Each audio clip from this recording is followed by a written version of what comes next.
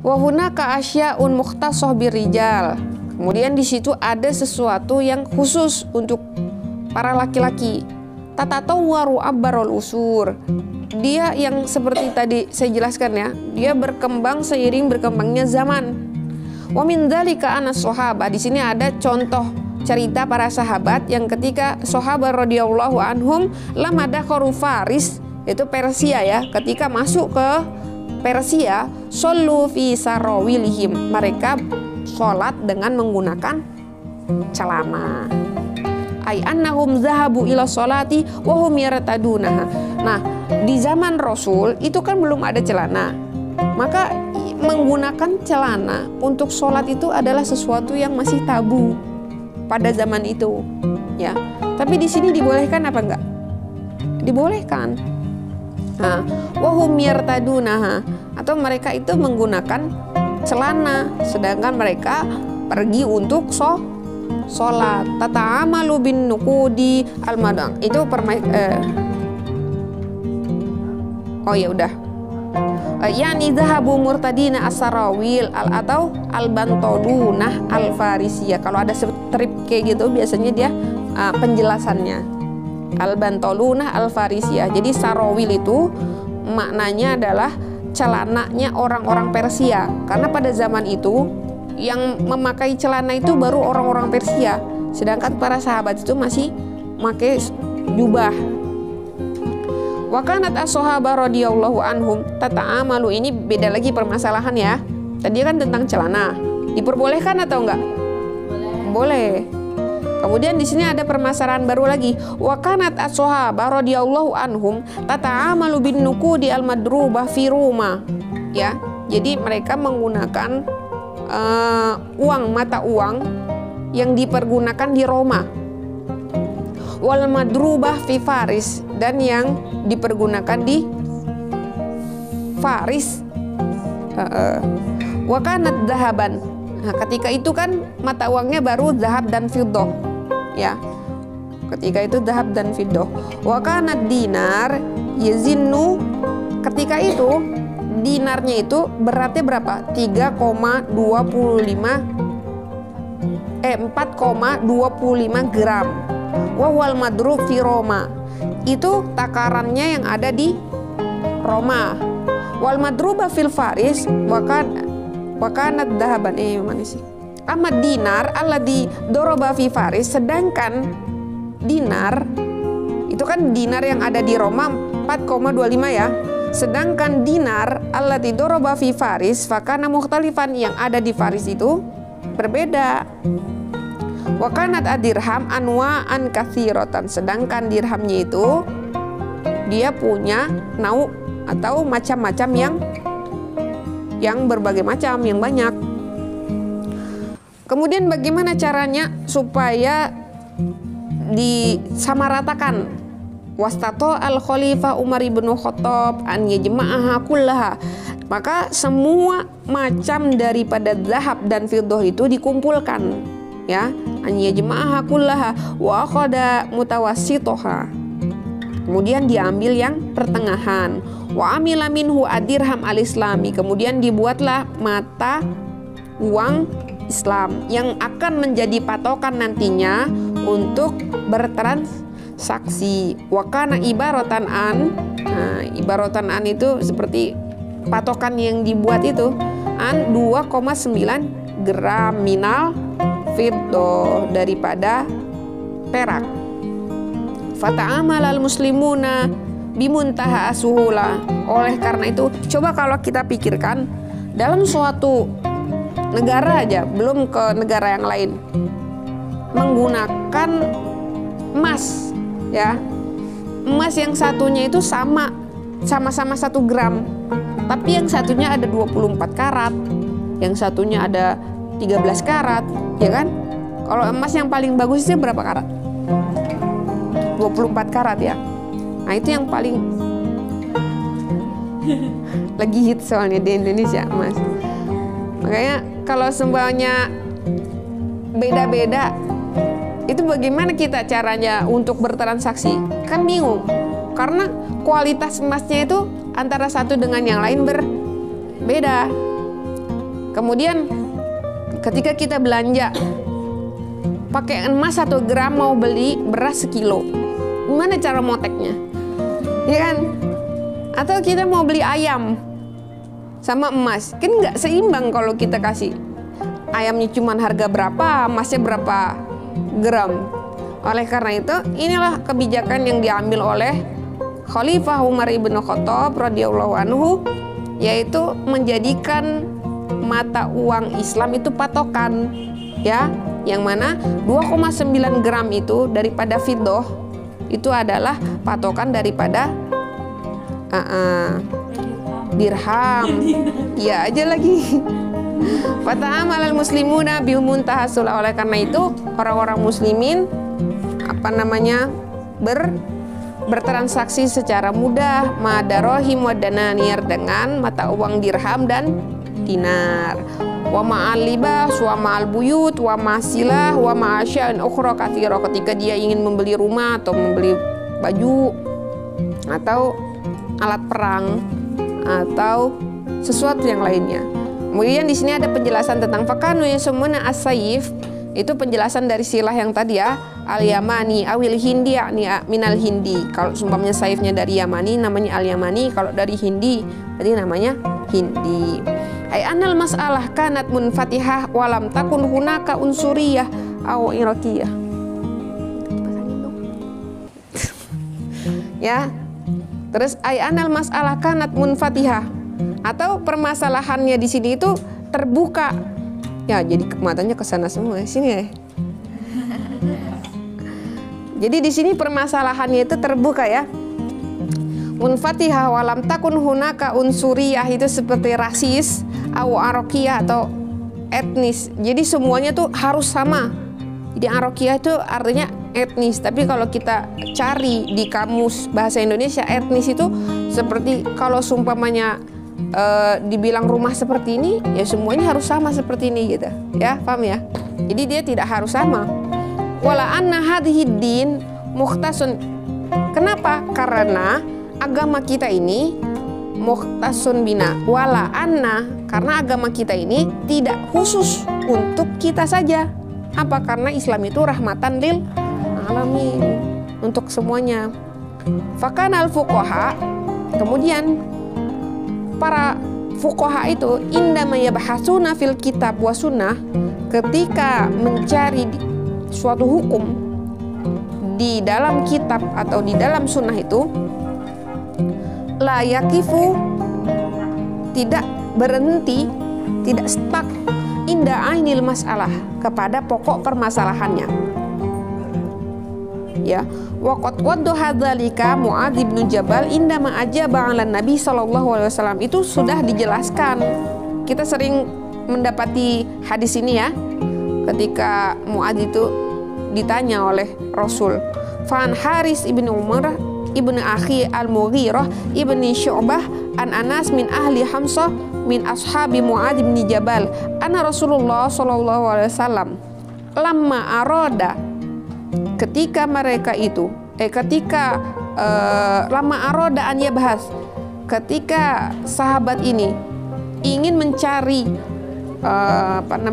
hukum suatu permasalahan, ania bahas Mu'adz, dan nama sahabatnya itu Mu'adz, ilal Yaman qala kaifa taqdi idza aradolakal qada, bagaimana kamu menghukumi suatu permasalahan? Qala bi kitabillah, aku menghukuminya dengan kitab Allah, dengan Al-Quran.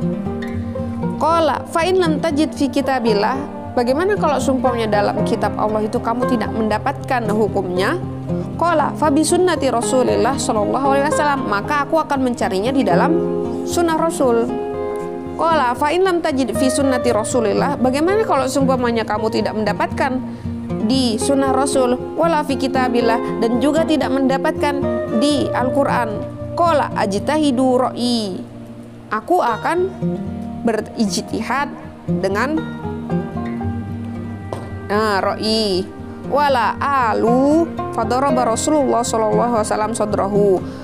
Wala alu itu artinya aku tidak akan mengentengkan, walaupun berijtihad dengan ra'yunnya, tapi sahabat yang namanya Mu'adz ini tidak akan mengentengkan atau mengambil hukum sesuai dengan nafsu atau keinginan dia. Ya, karena kan sekarang kalau kita mendapati banyak orang-orang yang mengambil potongan-potongan dari Al-Quran, potongan-potongan dari hadis untuk kemaslahatan atau untuk pribadinya dia sendiri. Ya, itu padahal itu kalau umpamanya tidak dipotong, ya, kalau disambungkan itu beda lagi maknanya sama yang dimaksudkan. Ya, seperti ada madzhab Doiriyah atau madzhab siapa itu, maka harus waati ulil amri minkum, maka kamu harus taat kepada pemimpin-pemimpin kamu. Nah, kemudian pemimpin-pemimpin di sini kalau seumpamanya yang dimaksud pemimpin dalam Islam kan dia harus muslim. Tapi ketika orang-orang menggunakannya dengan jalan yang salah, maka ketika pemimpinnya itu tidak muslim atau ketika pemimpinnya dolim, apakah kita harus tetap taat? Kan seperti itu. Ya. Nah, itu contoh saja ya. Fadaraba Rasulullah SAW sodrahu, maka Rasulullah SAW itu seperti memukul kepada dada daripada Mu'adz. Wa qala alhamdulillahilladzi wafaqa Rasulullah lamma yurdillah. Alhamdulillah, maka Rasul itu meridhoi atas apa yang menjadi jawaban si Mu'adz. Nah, kalau seumpamanya kita belajar lebih dalam, itu ada yang namanya pelajaran dirasah tahliliyah. Kok di situ kita akan belajar kenapa dari dulu pada zaman para sahabat, ya, ketika Rasul sudah tidak ada, itu ada dua madrasah. Kalau kalian pernah dengar, madrasah satu hadis, wa madrasah satu ra'i. Kenapa para sahabat sendiri bisa berbeda pemahaman? Ya, yang satunya lebih condong menggunakan hadis Nabi, yang satunya lebih condong menggunakan ra'yun. Kalau nggak salah ya, Imam Malik itu lebih menggunakan hadis ya. Nanti dicari lagi ya. Itu kenapa? Itu ada hujah tersendiri di balik. Enggak, mau ganjel aja. Ya, kenapa para sahabat atau ini punya pendapat madrasatul hadis dan madrasatul ra'i ya. Jadi kalau seumpamanya para sahabat yang mengambil pendapat madrasatul ra'i, beliau itu takut untuk menggunakan hadis-hadis Rasul ketika hadisnya itu tidak mutawatir atau tidak hadis ahad, ya. Takutnya kan ketika zaman Rasul itu kan masih sedikit yang muslim. Kemudian seiring berkembangnya zaman, banyak yang masuk, ya kan? Banyak yang baru masuk Islam. Lah, yang mendengar Rasul berkata demikian itu kan hanya orang-orang terdekat. Ya. Ini kan dari kila kola sampai panjangkan an ini kalau kita belajar mustalah hadis ya. Maka para sahabat yang takut hadis yang dipergunakan ini adalah hadis maudhu atau hadis yang tidak benar-benar akurat langsung datangnya dari Rasul, mereka tidak mau menggunakan hadis ini. Maka mereka lebih menggunakan ijtihad, ra'i. Sedangkan para sahabat yang dari kalangan madrasatul ra'i itu madrasatul hadis, berarti dia lebih condong untuk menggunakan hadis walau kanal hadis dhaifan. Kalau seumpamanya hadis yang dhaif ini dipergunakan untuk amalan-amalan sunnah, ya, untuk tasji supaya umatnya ini lebih semangat, ya. Tapi kalau seumpamanya madrasatu dari kalangan sahabat yang menggunakan madrasatu ra'i, walau karena itu untuk hal-hal yang bersifat sunnah, walau karena itu untuk bersifat tasji untuk para umatnya, beliau tidak berani menggunakan hadis itu kalau sumbernya tidak akurat, ya seperti itu. Paham ya? Nah, kita lanjutkan. Ini baru satu pembahasan ya. Wa makna dzalika anal insana al mujtahida rubama la yajidu al hukma fi kitabillah aw fi sunnatil mutahhirah wa huna tajidu ad-din wasi'an munfatihan wa laisa nizaman mughlaqan doyikan, ya. Jadi tadi kan dijelaskan tentang ibu-ibu, seseorang yang bertanya, ibunya udah tua, kemudian dia nggak bisa wudhu, bagaimana caranya? Kemudian dijelaskan bahwasannya bisa dengan tayamum, itu kalau sumbangnya pakai ro'yunnya Imam Malik, ya. Jadi dari mana dapatnya itu? Dari mana hukum itu bisa keluar seperti itu? Dari mana fatwa itu bisa difatwakan seperti itu? Nah, inilah caranya, ya, manhajnya para ulama. Ketika tidak menemukan bima la yajidu hukma fi kitabillah au fi sunnatil mutahhirah, tidak menemukan di Al-Quran, tidak menemukan di sunnah, wa huna tajidu ad-din wasi', ya, bahwasannya agama kita ini adalah luas, munfatihah atau terbuka, walaysa nizaman mughlaqan doyikon, tidak dia itu berupa suatu peraturan yang harus seperti itu, terlalu saklek, tahu ya kalau bahasanya, kalau saklek gitu ya.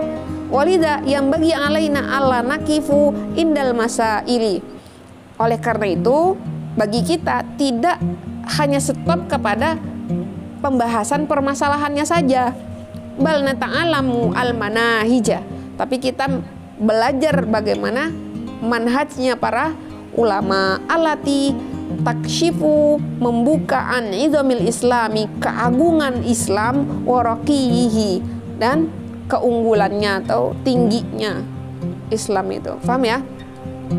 Yang di belakang dengar, kelihatan?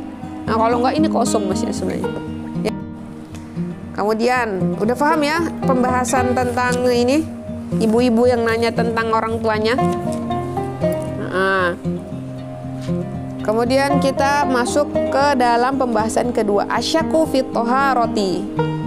Bagaimana ketika ragu sedangkan dia sedang ya, mahukmu ala dina, ya,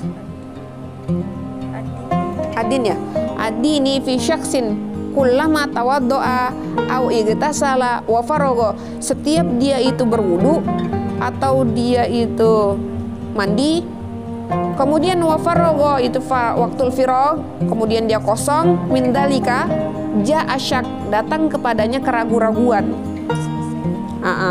Ya, kita tahu kalau bahwasannya kaidah fikih gitu, al yakinu la yuzalu bisyak, keyakinan itu tidak akan bisa digoyahkan oleh adanya keraguan-raguan, ya. Tapi di sini dia kejadiannya terus menerus, syak itu terus menerus. Kita baca ya, idza waqa'a syak fil wudu'i wal igtisali, ketika ada keraguan-raguan ketika wudu dan ketika mandi, fa'alal mutawaddi'i awil mughtasili, maka bagi orang yang berwudu atau bagi orang yang mandi itu an yu'ida al wudu'a awil ghusla, untuk mengulangi wudunya dan mengulangi mandinya. Amma tetapi idza kana syakku mulaziman, terus menerus, ya, keraguan-raguan itu terus menerus, lahu fi kulli marrah, di setiap waktu, fayajibu alaihi an yatanabbah, maka bagi dia, ya, bagaimana cara menyikapi persoalan yang seperti ini? Bagi dia, bagi seseorang yang berwudu itu harus menegaskan yatanabbah li nafsihi, kepada dirinya, asna al wudu'i, ketika dia wudu, ini loh aku udah wudu gitu ya, awil ghusli walayal tafitu ila syaki, dan tidak berpaling kepada keraguan-raguannya dia itu, wala ya'ulu alaihi, dan tidak balik lagi kepada alaihinya, kepada siapa? Kepada syaknya itu. Paham ya? Nah, ini simpel dijelaskannya. Kemudian kita masuk pembahasan yang ketiga, Ini terlalu buru-buru atau sudah paham? Paham ya? Kemudian yang pembahasan ketiga, at-thaharatu wa qiraatul Qur'an. Ini agak panjang ini. Ini bahkan dari tingkat 1 kuliah syariah itu kita sudah belajar tentang thaharah dan membaca Al-Quran. Siapa-siapa saja yang boleh memegang Al-Quran, siapa-siapa aja yang boleh. Kan kita kadang suka ragu ya, gimana dong kalau haid? Terus kita pengen ngaji, murojaah, kita pengen belajar, katanya boleh tahu, katanya gitu ya. Sekarang kita dapat sumbernya. Nah, jadi kita harus diingat betul-betul ya. Hal yushtaratu at-thaharah lil masil mushaf wa qiraatul Qur'ani. Apakah disyaratkan untuk dalam keadaan suci lil masih bagi orang-orang yang memegang Al-Quran atau membaca Al-Quran? Kemudian dijawab oleh Syali Jum'ah. Al-jawabu fil haqiqah ladaina qadiyatan. Sesungguhnya kita punya dua patokan. Al-ula lamsul mushaf. Jadi di sini ada dua permasalahan ya. Ini ada dua permasalahan. Yang pertama adalah memegang mushaf itu sendiri. Yang kedua adalah qiraatul Quran. Kemudian pasani qiraatul Quran. Wa hal yumkinu an tatayammam an tatimma duna lamsil mushafi. Apakah memungkinkan kita itu membaca tanpa memegang Al-Qur'annya? Wadzalika bi an yaquma syahsun. Itu ketika seseorang itu bitasmi'i, disimak hafalannya, mayahfadhu ya, disimak hafalan yang dia punya itu, au yang zuru ilal mushafi, atau dia melihat kepada mushafnya itu, wahwa ba'idun anhu, sedangkan dia itu dalam keadaan jauh dari Al-Qur'annya. Wahwa ba'idun anhu, mana dia? Lakinnahu layal masuhu, tetapi dia itu tidak memegang Al-Qur'annya. Jadi di sini Al-Qur'an, terus dia baca, terus tapi dilihat ya, nanti bukanya gimana, tolong bukain. Ya bisa jadi, atau dia menggunakan shutter tangannya ya, seperti sarung tangan. Diingat-ingat ya, di sini ada dua qadiyah. Qadiyah yang pertama itu menyentuh atau memegang Al-Qur'an. Qadiyah yang kedua itu membaca Al-Qur'an. Yang pertama kita akan membahas tentang memegang Al-Qur'an dulu ya. Di sini ada dua pembahasan soalnya. Fahuna qadiyatani munfasilatani. Di sini ada dua patokan atau dua qadiyah yang saling berpisah. Lamsul mushaf wa qiraatu duna lamsi. Memegang atau menyentuh Quran dan membaca tanpa memegangnya. Amal lamsul mushafi, sedangkan memegang atau menyentuh Quran itu faqad qala al-a'immah al-arba'ah. Di sini ada 4 pendapat ulama ittifaq ya. Innahu la yasihhu lamsul mushafi. Dia tidak boleh untuk memegang mushaf itu illa liman kana mutawadian faqat, kecuali orangnya itu dalam keadaan memiliki wudu saja ya. Kemudian di sini ada pendapat kedua, yaitu dari siapa? Imam Ibnu Hazm. Apa katanya? Fayaqulu yajuzu masul mushafi duna wudu. Boleh kok memegang atau mushaf itu tanpa memiliki wudu ya. Wal fatwa fidzalika, maka di sini difatwakan oleh Syali Jum'ah, annani la uridu minal insani. Nanti ditanbih lagi ya, beliau lebih condong kemana ya, pendapat imamnya ya. Annani la uridu minal insan an yanqati'a anil Qur'an. Aku tidak ingin seseorang itu terputus dari Al-Quran walaupun dalam seharian. Fa idza kana al-insanu ladaihil quwwah, apabila seorang itu memiliki kekuatan iradah yang besar, li'an yatawaddo'a, untuk berwudu, wayal masahu, dan memegang Al-Quran itu, wayakhruju minal khilaf, kita akan keluar daripada khilaf para ulama. Karena di sini kan menghilafkan antara dia punya wudu atau tidak punya wudu. Ya, ketika dia berwudu sudah keluar daripada khilaf itu. Paham ya? Fahadalahu sawabun kabirun. Maka di sini orang yang punya iradah, orang yang punya kuah itu punya mendapatkan pahala yang besar karena dia sudah berusaha untuk wudu sebelum memegang Al-Quran. Amma idza wajadta nafsaka, ya, itu kita pakai domir tabati ya. Amma idza wajadti nafsaki qad marra alayki yaum wa isnin wa salasa wa lam taqra'ul qur'ana. Nah, tapi ketika kamu mendapati dirimu itu tidak memegang Al-Quran, ya, sehari, 2 hari, 3 hari, ya, dan tidak baca-baca Al-Quran karena malas berwudu, masalan gitu kan. Fiha bisa babi adamu hifadziki alal wudu'i, karena tidak menjaga wudu. Faqadiyatun qiraatul Qur'an aula, maka qadiyah untuk membaca Quran itu lebih utama, ya. Fadhhab, maka berangkatlah, wal mashu, dan peganglah, wa anta ghairu mutawaddi, sedangkan kamu itu dalam keadaan tidak memiliki wudu, waqra'hu, maka waqri'hu, bacalah, ya, bacalah Quran itu. Wa anta ghairu mutawaddi, itu malas banget orangnya berarti. Orang kita juga habis sholat selalu punya wudu, ya kan? Jadi tidak mungkin dalam sehari itu kita tidak punya wudu, karena kita aja sholatnya sehari 5 kali, kecuali orang yang menjaga kuteknya dari subuh sampai isya kayak kemarin ya. Kan kemarin ada kan, boleh dia pakai kutek dari pagi sampai malam, asalkan jaga wudunya. Bisa nggak sih jaga wudunya? Gitu.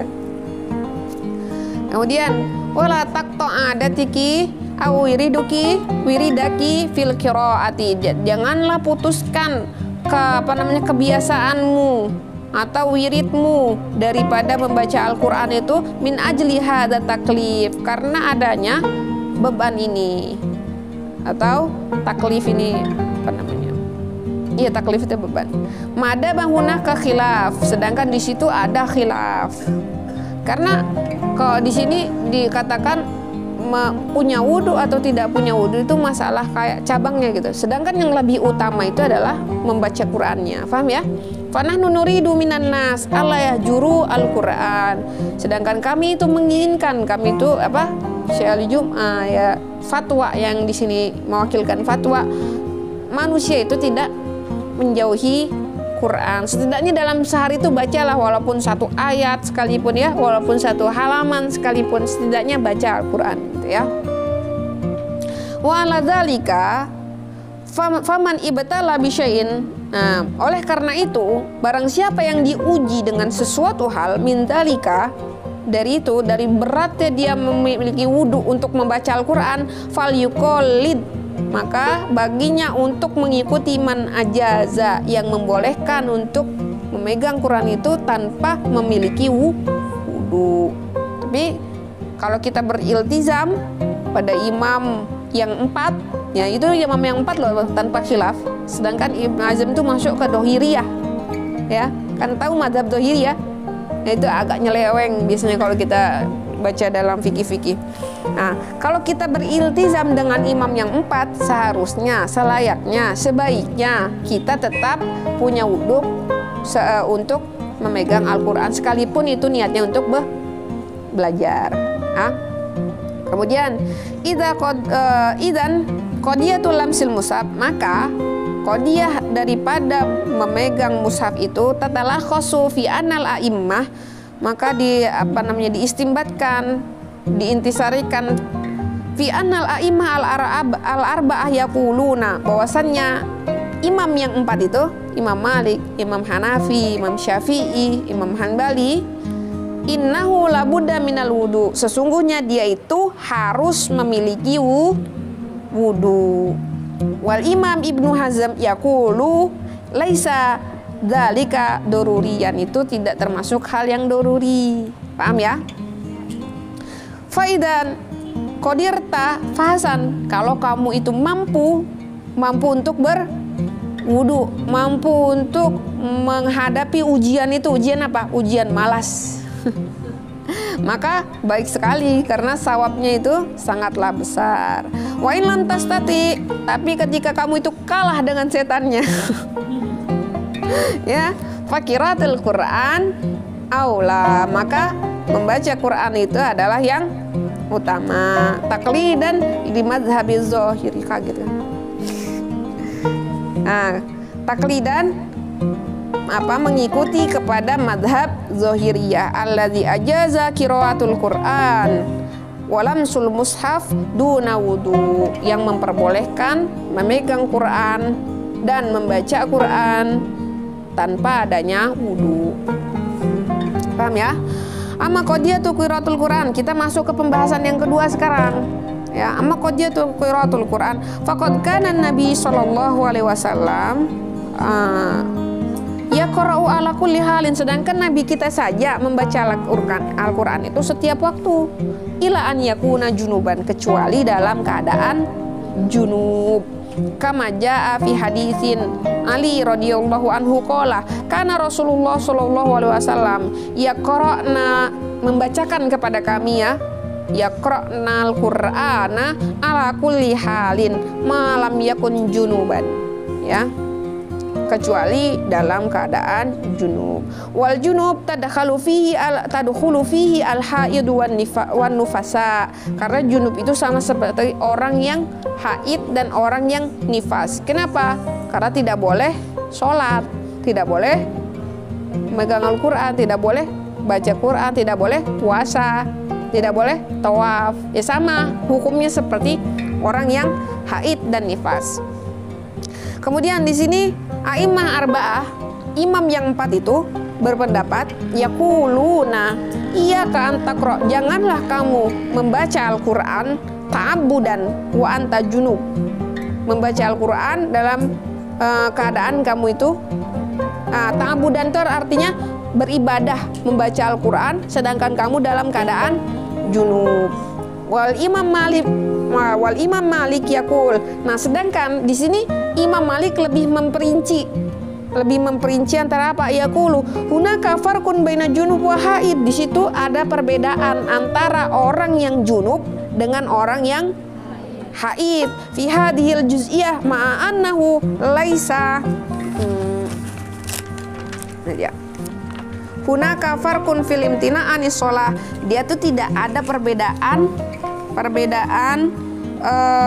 untuk dilarangnya sholat. Kedua-duanya itu dilarang sholatnya, ya, junub, terus haid, nifas, ya, ketiga-tiganya semuanya itu tidak boleh sholat.